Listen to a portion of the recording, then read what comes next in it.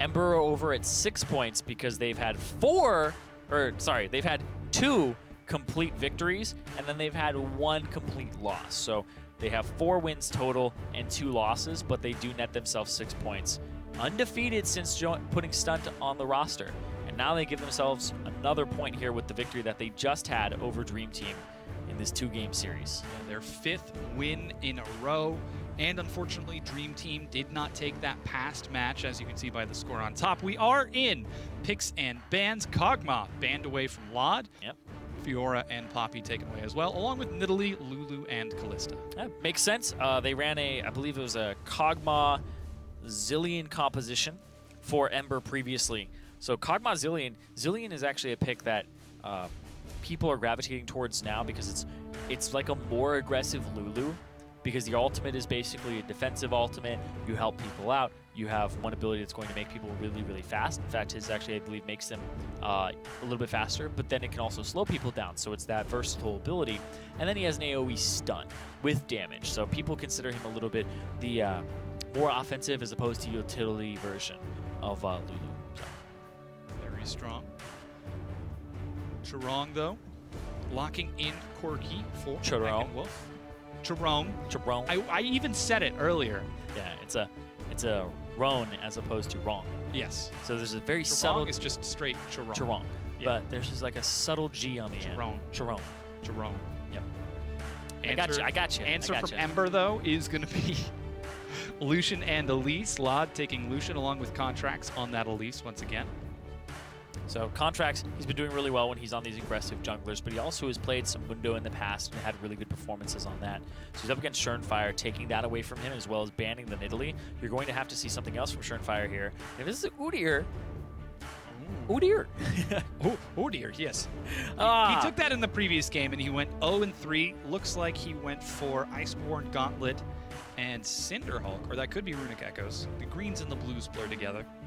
Yeah, he did actually take that last game. It didn't do too well, 0-3-0, and that is the Runic Echoes. It is what you want to take on Udyr because it makes him so fast. It's that extra 10% movement speed, and he also benefits from the AP on it. He has good AP ratios on Phoenix, and then his turtle stance is 0.5, so it's deceptively tanky on him, and you're able to just rush people down. That's really all you needed on Udyr was more movement speed. That's why people were like, oh, I really want Trinity Force. So, yeah, exactly. You want to be able to run at them and slow them down and also make yourself faster. So, tweet at chat. There's an Udyr right now being played.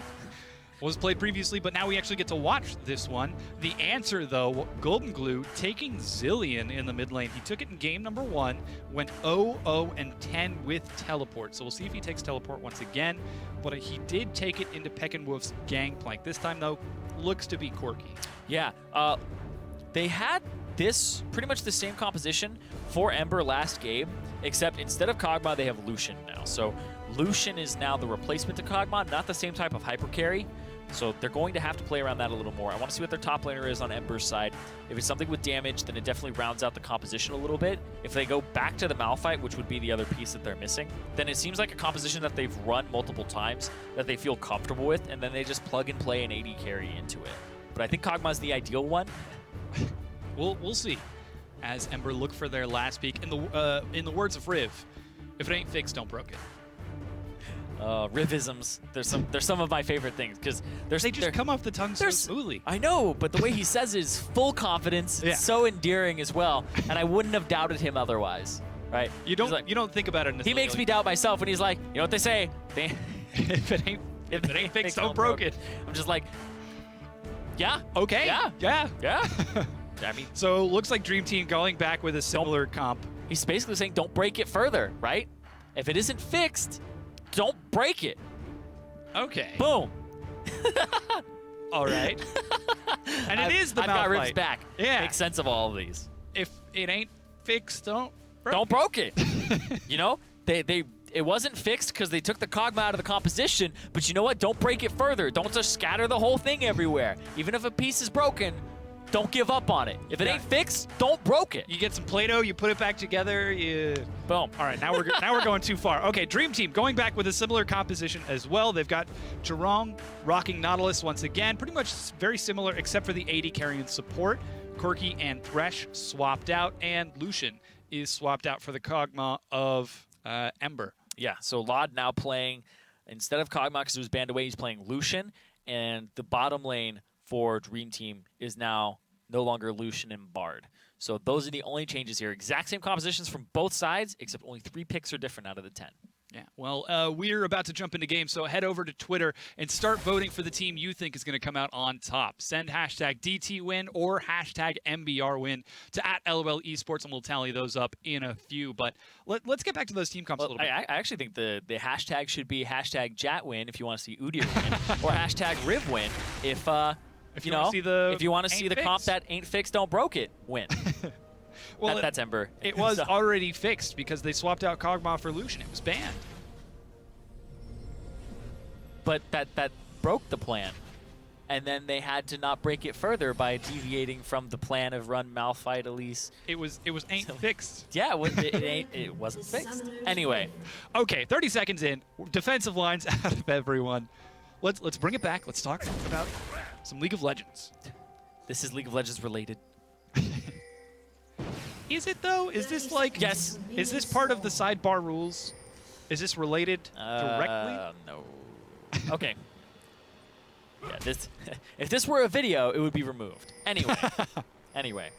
So we are seeing pretty much the same compositions. It did not bode well for Dream Team last time. The score was actually 10-0 in favor of Ember, only getting 1 kill, and that kill was onto Stunt, who I assume died while he was just trying to tank. So I think we actually saw that in the replay. No, we didn't. That's right. People just dove turrets and had a good time. Generally seemed to be a grand adventure for Ember. As we've heard, it was a relatively slow game until about the 20-minute mark when we saw some explosive action. So it is different this time. There is no Kog'Maw. Of course, the Lucian for Lod was on TM8, so that is changed up. There's a lot more opportunity to see action with Lucian Braum. Speaking of which... Yep, get that level 1 invade there. Make sure... Small Krug, though, still does go over to Dream Team.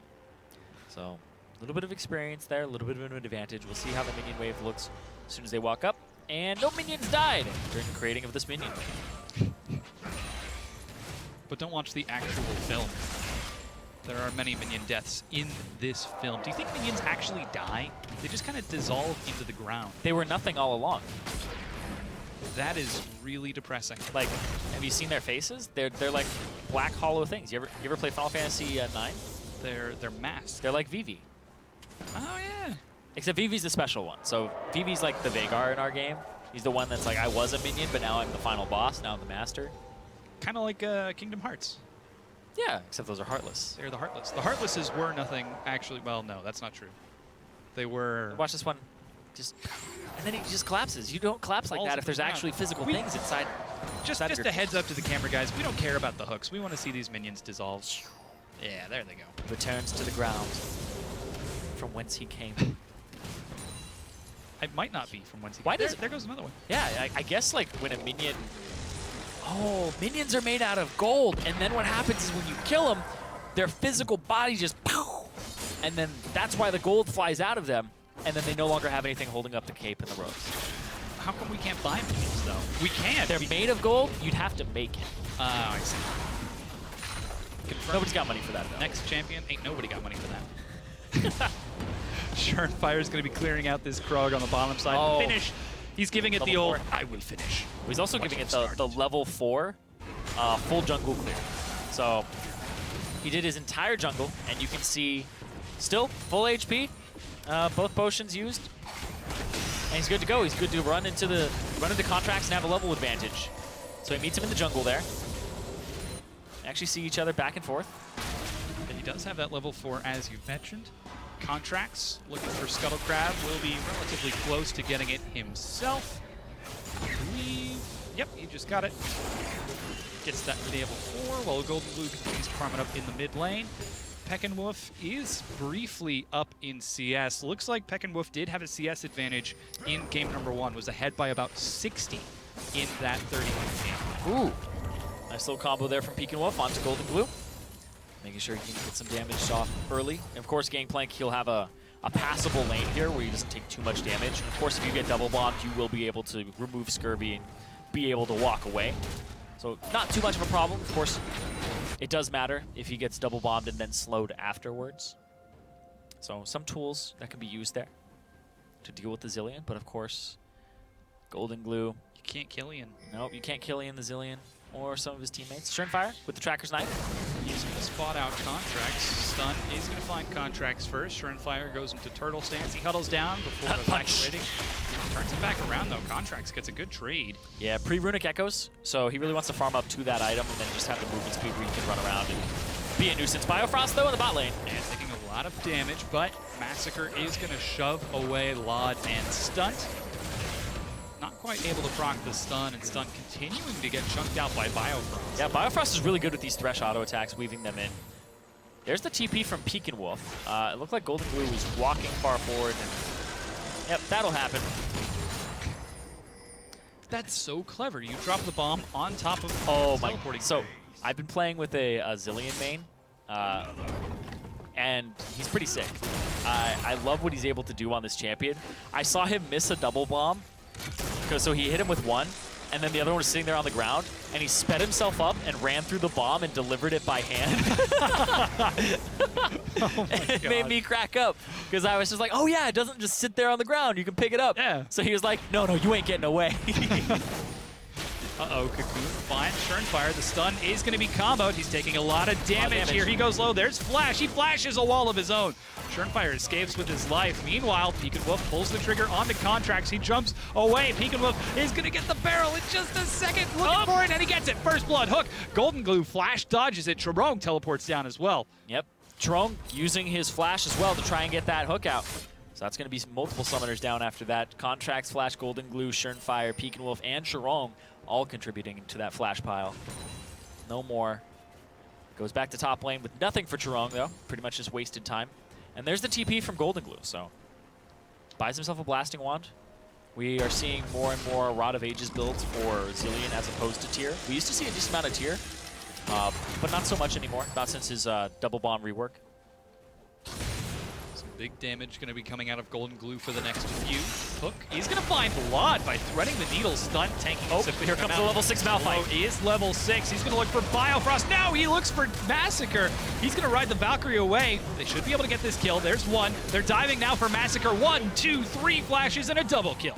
Speaking of flashes, they're all used across the map now. Not a single person has flash up because everybody's just using these to create plays. TP from Solo ends up being way more beneficial for him and his team than the one that Charong used. So now walking back into that top lane with 2 assists, a lot of magic resistance, and not too much missed out on in terms of waves.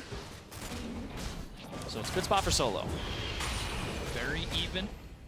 Dead even in gold, despite that additional kill going over to Ember. As you can see, the CS even across the board as well, and everyone's continuing to farm up. No surprise to see Massacre going for that Sheen first. Trinity Force still the strongest on Quirky, and here's that play again. Yeah, Biofrost has been really aggressive, and they had a level advantage in bot lane. The fact he took the hook instead of continuing to poke out and chunk them down low is what ended up being the indicator there that Solo, it's definitely time to go. If he hadn't have taken that hook, then he would have been in a much better position to just flash, have the lantern thrown towards his AD carry, and then they both could have possibly gotten out of there. Or Solo may have been able to, you know, flash Malphite ulti both of them, which I think is why the lantern wasn't really used in the first place either. The nigh instantaneous communication from top to bottom as Golden Glue clears out a few barrels. It speaks to Ember as a team that these guys have been playing together for so long. Biofrost took the hook, and immediately you saw Solo begin his teleport down to the bottom lane. So very clear communication from Ember to make that happen. Blue buff, meanwhile, being donated to Golden Glue. Contracts will be a spectator to it. However, Scuttle is being secured by Surenfire. Of course, when everything's all said and done, though. Oh, no! Hashtag oops. And now Golden Glue doesn't really have too much mana left, and he may have to have a bad back timer here because of that. So Peek and Wolf's like, oh, I got you. He's now going to have difficulty with his minion wave. Yep. Oh, Golden Glue is just threading those cheeky autos in there. Yeah, Golden Glue needs to find a better back, so they may pull the jungler towards him. We'll see what happens. Pulling him towards bottom. Actually, Shermfire's in the area, but TMA, one hit away. Knockup is going to miss. These guys don't have flash. Valkyrie was just used. There's the culling, but here's Shermfire joining in. A lot of cannon damage is dropped onto Ember. Contracts far too far forward. He's going to take the repel to a minion. Shermfire continues to chase. The hook is still going to find Contracts. Ignite burns him down, and Shermfire gets the kill. Yeah, getting this gold onto the Udyr is actually very important because when Udyr gets a decent amount of gold from ganks, he scales incredibly well. He's not the best ganker in the world, right? You run at people really quickly. There's no real gap closer aside from that. But when he does get the gold, oh man, he puts it to use very heavily. Biofrost has been nailing these hooks onto Ember's bottom lane time and again. Golden Glue, as expected, suffering in the mid lane. Peek-and-Woof doesn't even mind about that turret. Here's that play again. Yep. One more hit onto TMA.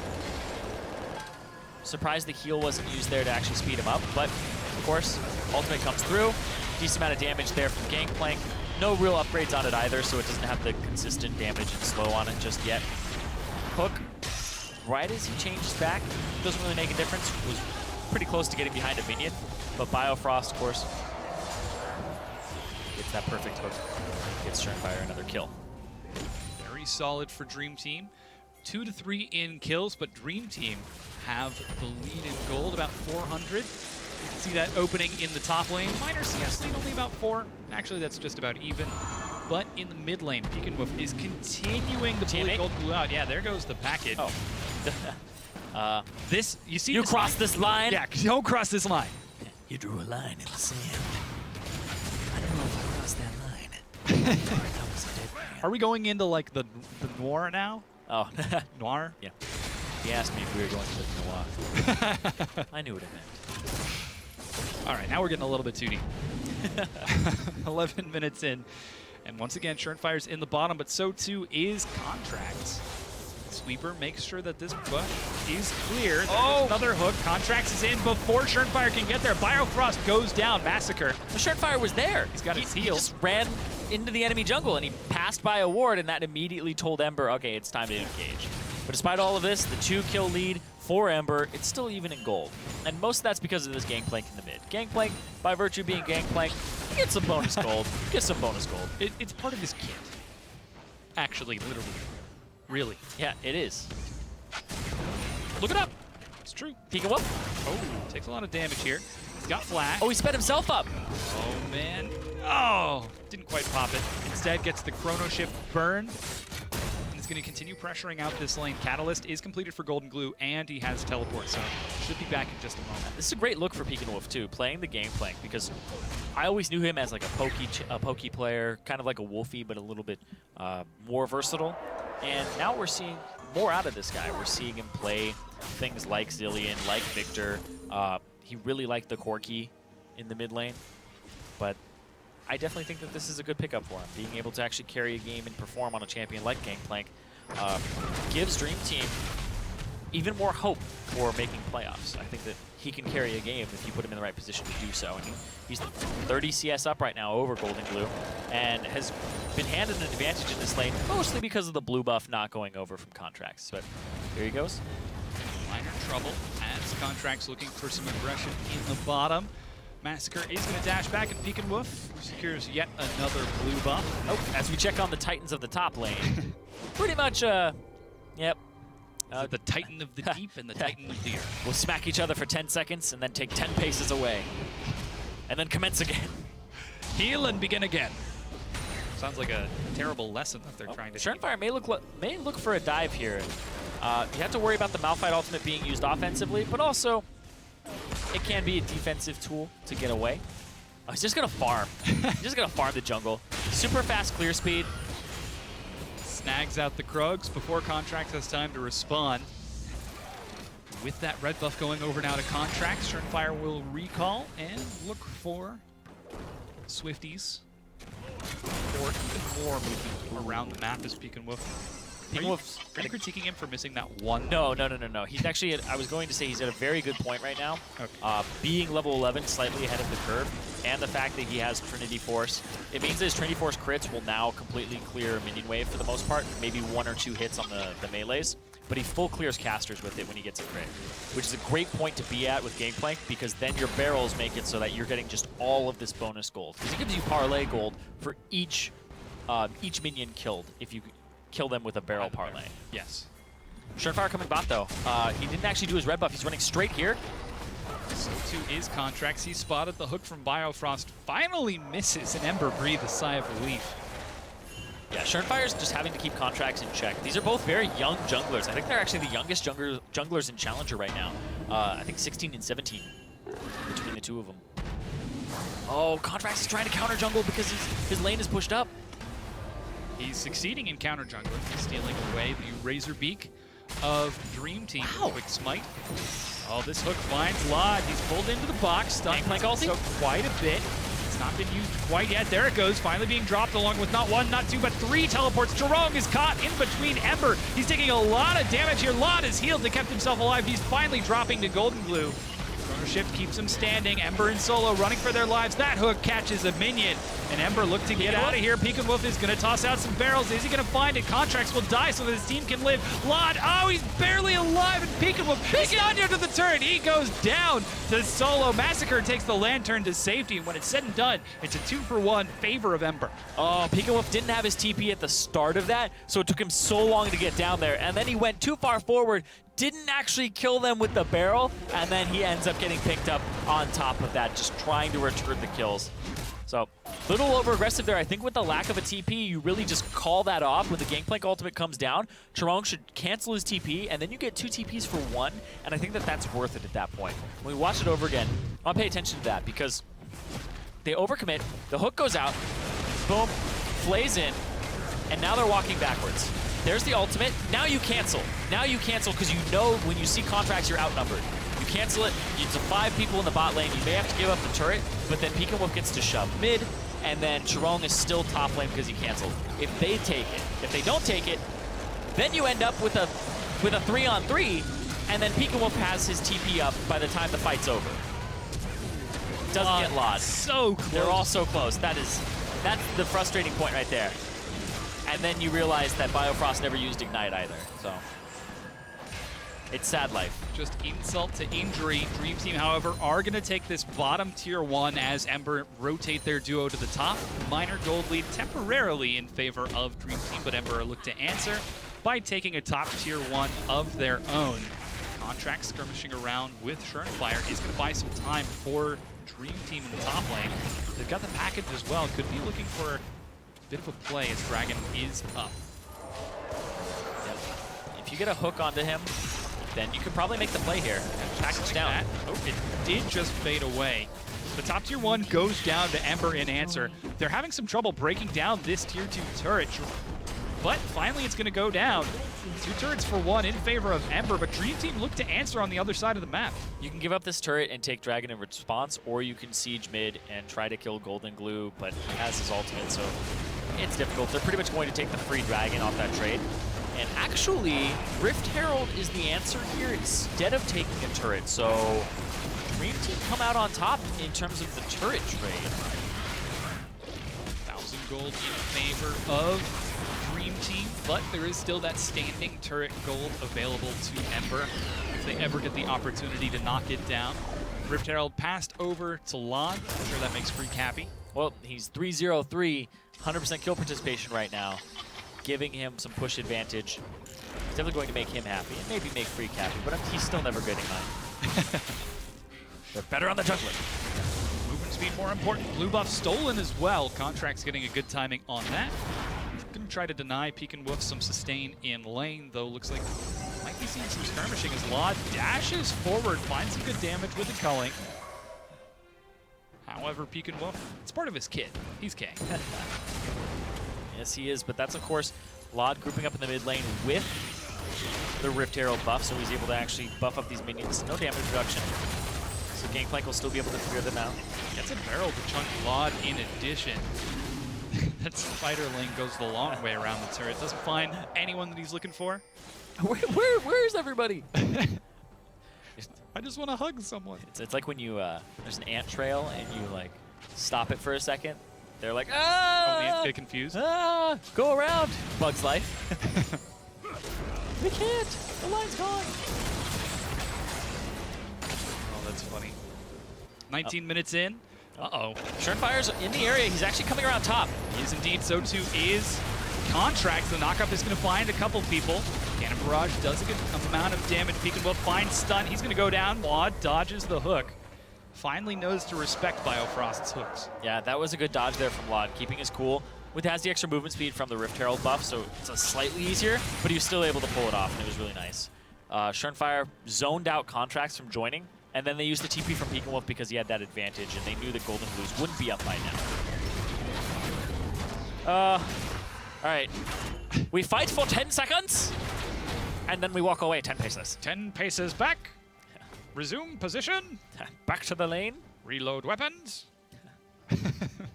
Pretty much the top lane dance. Yes.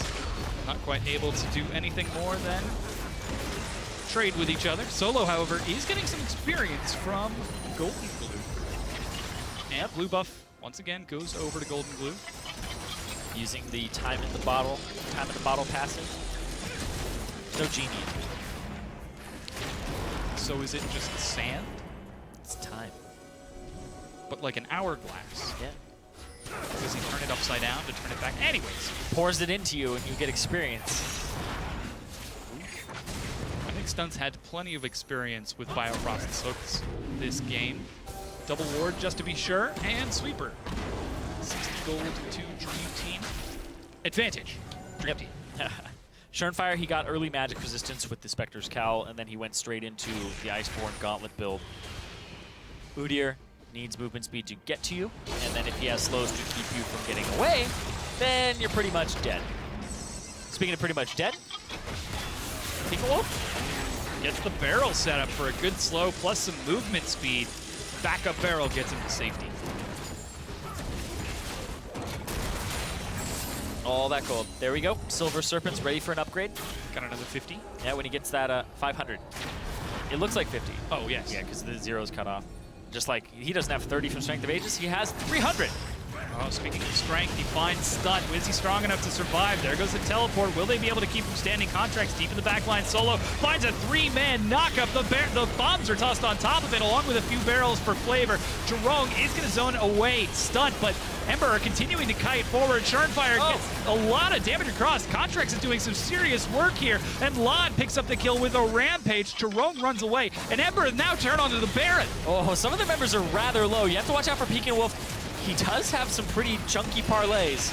Still, there's an ultimate from Golden Glue. Watch out the barrels. Yeah, Hook finds Golden Glue. He's still got the chrono shift, drops it on himself, and he even to activate the passive. Peek and Wolf cleanses the stun. This is a scary How many barrels situation. does he have? How many licks will it take to get to the center? We're about to find out. Stun goes down to Chiron. Baron is going to be secure.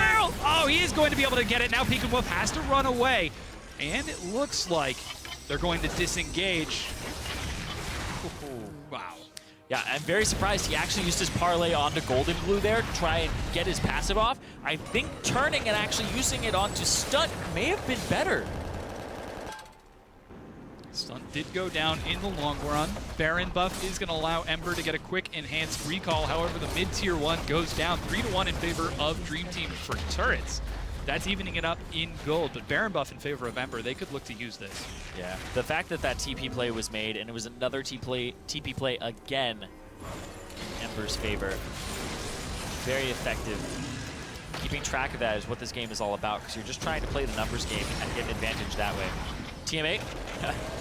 Trying to keep this turret standing, but just use the package to clear out the Baron wave. Yeah. He's looking for some damage. Cannon Minion is going to whittle it down while Lod in the bottom lane takes a tier 1. He's split from the rest of his team, but so too is Chirong. Yeah. Wave clear Corki in the mid, and then you have Peek and Wolf bot lane, and he's going to be the wave clear here. Everybody's just attacking his barrels very effectively in the middle of that last fight. A lot of his barrels were actually cleared out by Zillion auto attacks. And a lot of members of Ember are taking it on themselves to counter this gangplank by doing so. Fine solo. He does have his ultimate available. Biofrost forced to flash away from the culling of Lod. Jerome takes a stun. And the portal. It keeps the minion wave at bay. Like the portal is such a good item. And the fact that Shrong has it Chirone. I fell back into it again.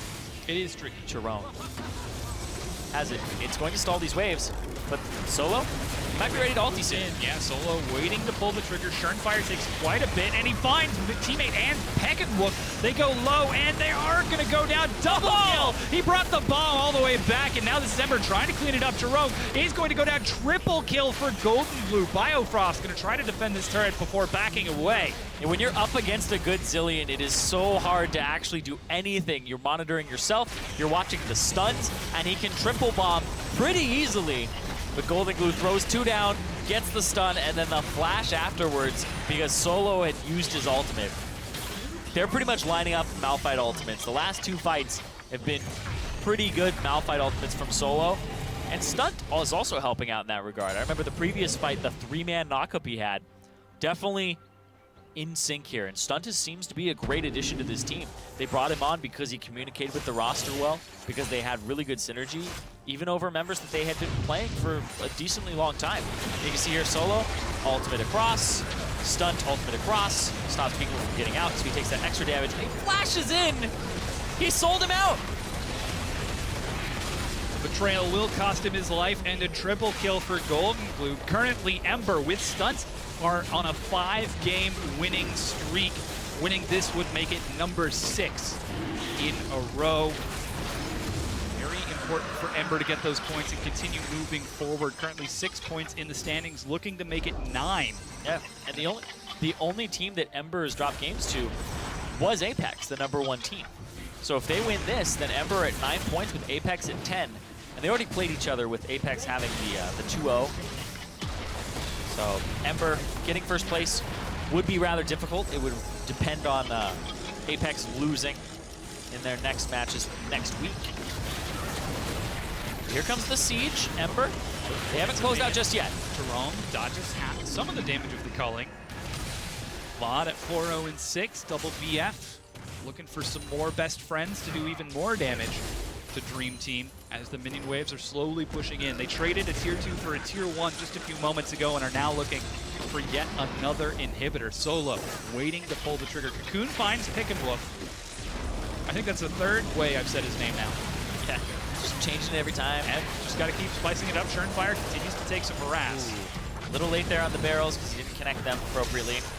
Hook finds Solo, not the person that they quite want, as Jerome takes some more damage, chunked down to half now. Knockup finds teammate. He's still alive though. Peckenwolf in the front. Solo gets pulled under the turret, and Chrono Shift will revive him. However, that's not available for the carries any longer. He flashes for a dodge, takes a stun. He's back under the turret.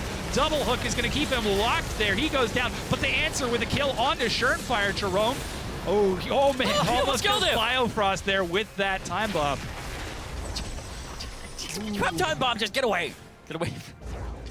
However, Dream Team, they trade 1 for 1, and they keep their turret standing. Yep, keep their turret standing. This portal's actually delaying a decent amount here so that the super minions are not completely piling in. And you can see just by that large minion wave that they had there, how many were actually pulled towards the middle. Go, my voidlings. Okay. 13-6 in favor of Ember. They did take the Baron, which is going to be up in another 90 seconds. Yeah. This is well played here. Hook onto Solo. Try to get him back into the team. Ulti from Stunt hits TM8, and that Stunt, and that's Solo saying, I have an opportunity to dive in here. Hook from Biofrost back in. Ultimate comes down, and then Schernfire, he gets stunned here with Cocoon, and then he runs immediately, finds Solo after the flash, and then the hook from Jerome is able to pick it up again. And then this, why? Very close to being able to get the kill, but they don't quite find it. Baron's now up at 50 seconds, and Ember are setting up for it. Wow, a lot of magic resistance here prioritized on the side of Dream Team. They have double Hex Drinkers already purchased here over a crit item on the Corki. So goes for some flat damage and lifesteal so they can survive with poke. But his in-fight damage contribution is actually quite low. The IE is such a good item for those skirmishes where you're actually getting the attacks off. TM8, he needs it for this though. We've seen him, you can QSS knockups and stuns like that, so if he's able to get the right one. But there's the package. Oh He's looking for solo. This could be what Ember want. The package is now used. Teammate has to get out of there. Ember flash cocoon. It's dodged by Peek and Wolf, and teammate gets out as well. Very fast Elise there, has the Dead Man's Blade, Swifties, and Runic Echoes. So you're looking at something like 490 movement speed.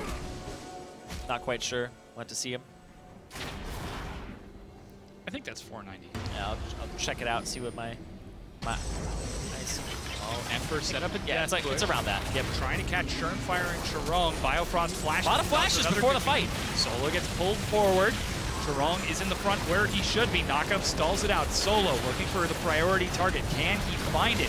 As Contracts are trying to kite it out. They dodge over the wall. Stunt is going deep for Massacre. There goes the double knockup into Bounce House, but there's not quite enough follow-up. Contracts gets in. Hextrigger keeps him alive. And slowly but surely, Ember turning this lot is doing work with a double kill. And Contracts looks to turn it into an ace. It is. Ember have got the ace. It's only one member down from Ember as well in the support, so they have so much pushing power here. They have a minion wave in the mid, and that's going to be 30 seconds without anybody from Dream Team up. And that might be Ember looking to go 6-0 with Stunt. Very confident play. This is the inhibitor going down. There's still about 20 seconds before anyone else gets up. Lot does so much damage, 7-0-9. He's got that double BF items.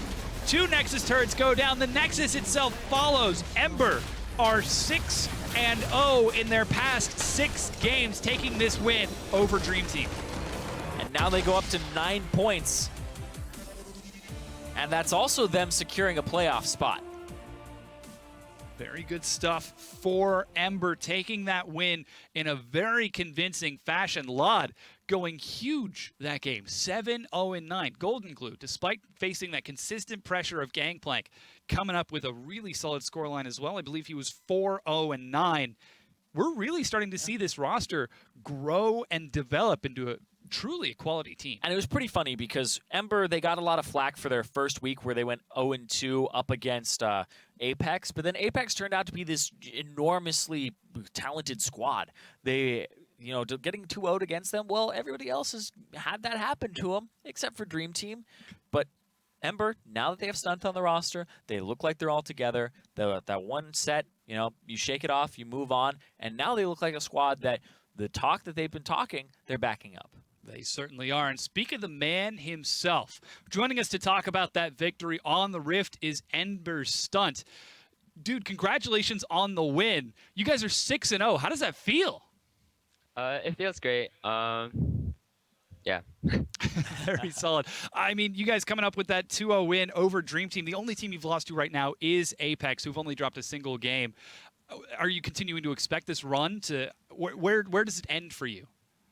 Yeah, I definitely think we're looking to be a really strong team. We're having strong scrim results, and our teamwork is on point as of late.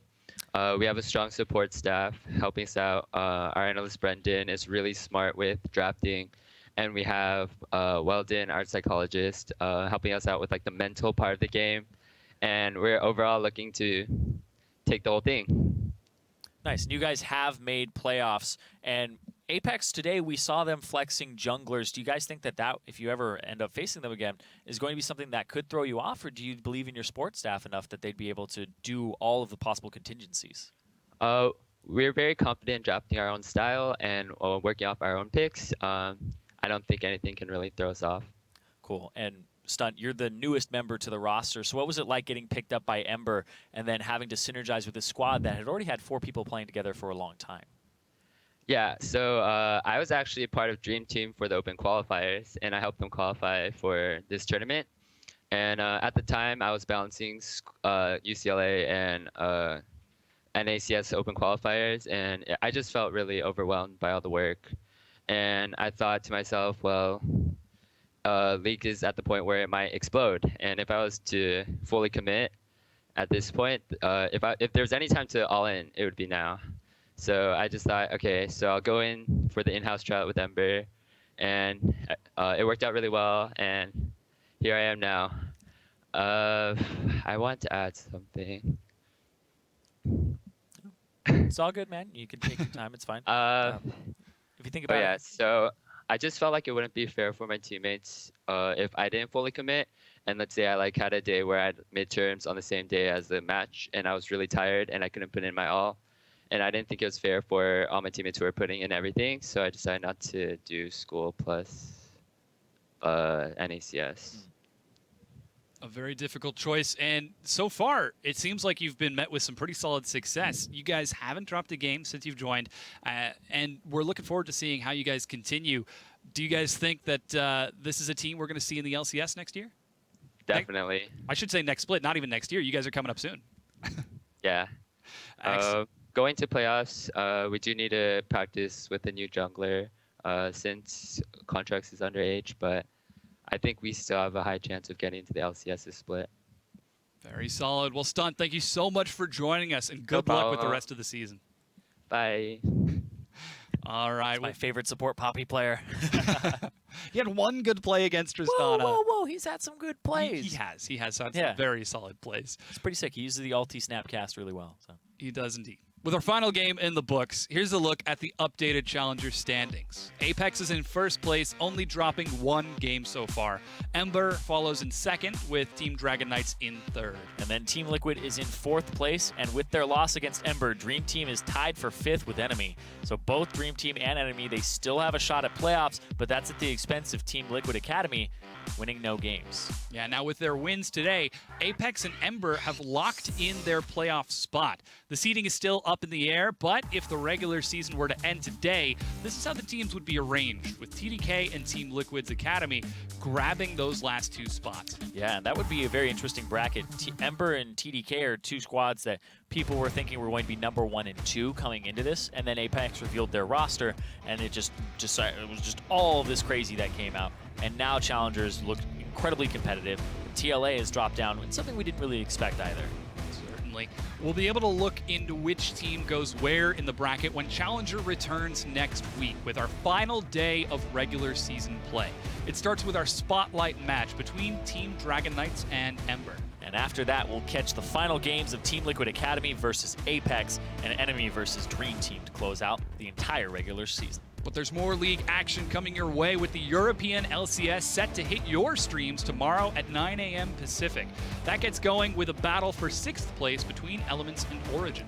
Then Roccat will look to climb out of last place when they take on Splice, followed by, the Unicorns of Love, ex-Challengers, facing off against Giants. Yeah, but that's it from us for today from the Challenger Desk. On behalf of myself, Zirene, Phreak, who I did defeat in caster combat, and the entire live broadcast crew, thanks for watching, and GG. And Chris and Stunt, thanks for calling in. Should be able to get this kill. There's one. They're diving now for Massacre. 1, 2, 3 flashes and a double kill. Gonna toss out some barrels. Is he gonna find it? Contracts will die so that his team can live. Lod, oh, he's barely alive, and Peekaboo, he's on here to the turn. He goes down. Ember are continuing to kite forward. Shurnfire gets a lot of damage across. Contracts is doing some serious work here. Waiting to pull the trigger. Shurnfire takes quite a bit, and he finds the teammate and Peckenwook. They go low, and they are gonna go down. Double kill! He brought the bomb all the way back. Dodge over the wall. Stunt is going deep for Massacre. There goes the double knockoff into Bounce House, but there's not quite enough follow-up. Ember are 6-0 in their past 6 games.